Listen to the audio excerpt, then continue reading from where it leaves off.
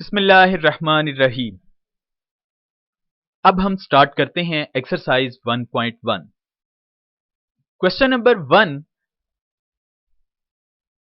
Which of the following sets have closure property with respect to addition and multiplication. 4 parts given हैं और हमने इन चारों sets के बारे में यह बताना है कि इन चारों सेट्स में से किस किस सेट पर क्लोजर प्रॉपर्टी होल्ड करती है with respect to addition and with respect to multiplication। First part set है जिसका एलिमेंट है 0। क्लोजर प्रॉपर्टी उसको कहते हैं जिसमें हम किस सेट में से कोई एलिमेंट पिक करें, उस पर डिजायर्ड ऑपरेशन अप्लाई करें। जैसे इस केस में एडिशन और मल्टीप्लिकेशन दोनों ऑपरेशंस अप्लाई करके हमने चेक करने हैं। तो इस सेट के एलिमेंट पर जब ऑपरेशन अप्लाई करें तो रिजल्टिंग एलिमेंट भी उसी सेट से बिलोंग करना चाहिए। अगर ऐसा हुआ तो फिर हम कहेंगे कि इस सेट पर क्लोजर प्रॉपर्टी होल्ड कर रही है। अब इस पर्टिकुलर केस में एक एलिमेंट है 0। पहले हम with respect to addition check करते हैं। 0 को 0 में प्लस करें, answer is 0 which belongs to the set. इसका मतलब हुआ कि जब हमने इस सेट से कोई एलिमेंट पिक किया, उस पर ऑपरेशन अप्लाई किया, उसी सेट के एलिमेंट को लेकर, यानी 0 था, 0 पिक किया, ऑपरेशन अप्लाई किया, उसी सेट के एलिमेंट पर आंसर आया, उसको चेक किया कि क्या वो बिलोंग कर रहा है इस सेट से जो अंडर डिस्कशन है। अगर ये सेटिस्फाई हो रहा है, बिलोंग कर रहा है, तो फिर हम कहेंगे कि क्लोजर प्रॉपर्टी होल्ड कर रही है। लिहाजा इस केस में क्लोजर प्रॉपर्टी होल्ड कर रही है विद रिस्पेक्ट टू एडिशन। अब मल्टीप्लिकेशन के लिए चेक करते हैं। 0 को जब 0 से मल्टीप्लाई किया, answer is 0 which belongs to the set जिसमें एलिमेंट है 0। So we can say set is closed under addition and multiplication. यानी अगर उस सेट में क्लोजर प्रॉपर्टी होल्ड कर जाए तो फिर हम कहते हैं कि ये सेट क्लोज है अंडर दैट पर्टिकुलर ऑपरेशन, जो कि इस केस में एडिशन और मल्टीप्लिकेशन दिए गए थे। सेकेंड पार्ट सेट है 1। एक सेट जिसमें एलिमेंट है 1, सिंगलटन सेट है। अगेन अब एडिशन के लिए हम चेक करते हैं। पहले 1 को जब 1 पे ऑपरेशन अप्लाई किया with respect to addition, 1 plus 1, answer is 2 which doesn't belong to this set। 2 इस सेट में मौजूद नहीं है। जैसे कि मैंने पहले भी बताया कि क्लोजर प्रॉपर्टी क्या होती है जब हम उस सेट का कोई एलिमेंट पिक करें, यानी वो तमाम सेट, उस सेट में मौजूद तमाम एलिमेंट्स पर ये होल्ड करना चाहिए। 1 को जब 1 पे ऐड किया, आंसर आया 2। 2 बिलोंग कर रहा है, 2 does not belong to this set. So हम कहेंगे कि ये with respect to addition closure property hold नहीं कर रही। अब 1 को जब 1 से मल्टीप्लाई किया, resulting element 1 which belongs to this set, उसी सेट से बिलोंग कर रहा है। So set is not closed under addition but closed under multiplication.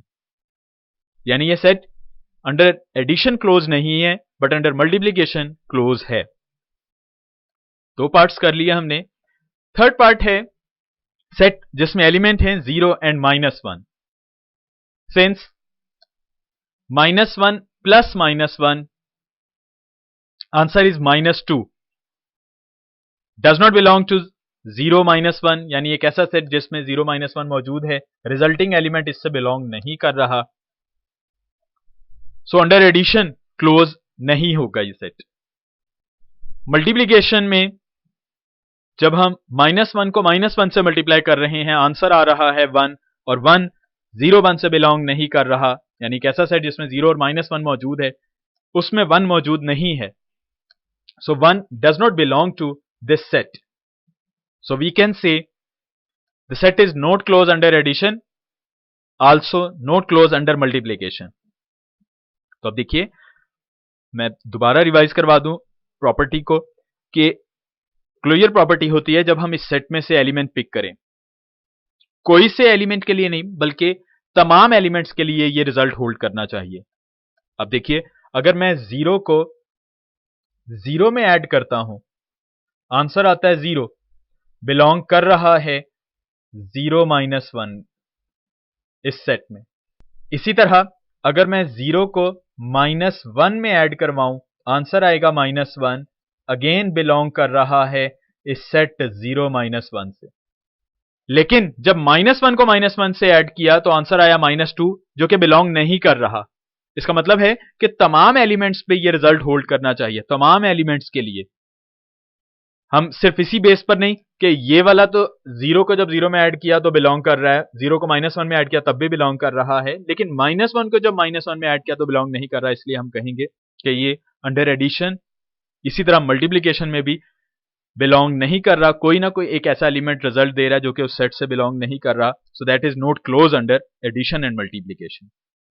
Similarly fourth set हम चूज करते हैं 1 - 1, इस पर चेक करते हैं इसी प्रोसेस को।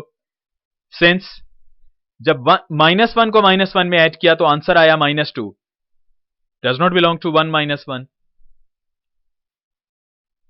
But 1 into 1, result 1 belongs to 1 - 1, -1 into 1, answer is -1, ये भी बिलोंग कर रहा है। -1 into -1, answer +1, also belongs to set। And similarly जब -1 को -1 से मल्टीप्लाई किया तो वो रिजल्ट भी होल्ड कर गया है। So set is not close under addition but close under multiplication.